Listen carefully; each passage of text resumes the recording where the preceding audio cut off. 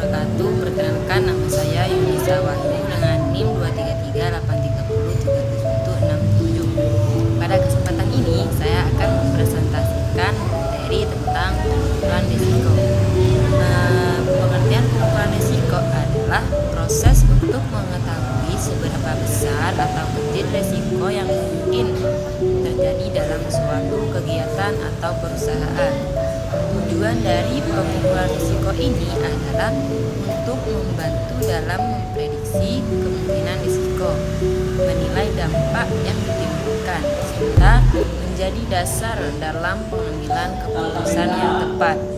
Prinsip pengukuran risiko: dalam melakukan pengukuran risiko terdapat beberapa prinsip penting. Yang pertama, identifikasi risiko, yaitu mengenali semua potensi risiko yang mungkin terjadi. Yang kedua, probabilitas dan dampak, yaitu mengukur kemungkinan terjadinya risiko serta besarnya kerugian yang ditimbulkan. Selanjutnya, exposure risiko, yang merupakan gabungan antara probabilitas dan dampak kerugian. Pengelompokan risiko ke dalam kategori rendah, sedang, dan tinggi. Selain itu, pengukuran harus menggunakan data yang akurat dan bersifat objektif. Dan yang terakhir, risiko bersifat dinamis sehingga perlu diperbarui serta ditentukan prioritas penanganannya.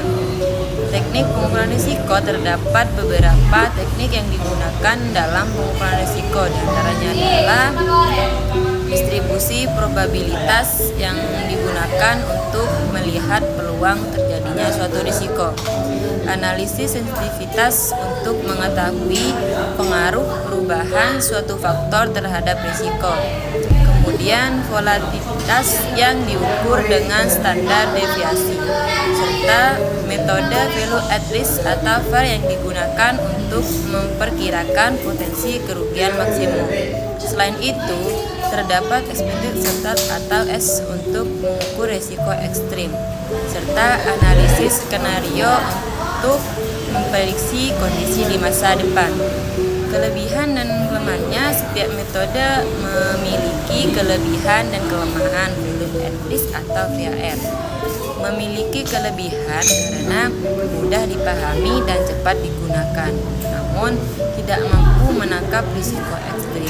Expected result lebih lengkap karena dapat mengukur risiko ekstrim, tetapi perhitungannya lebih kompleks, sedangkan standar deviasi sederhana dan mudah digunakan, namun memiliki keterbatasan karena mengasumsikan distribusi serta normal.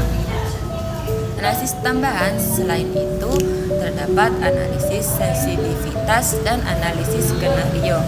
Analisis sensitivitas mudah digunakan dan membantu memahami faktor utama risiko, tetapi hanya berfokus pada satu variabel dalam satu waktu.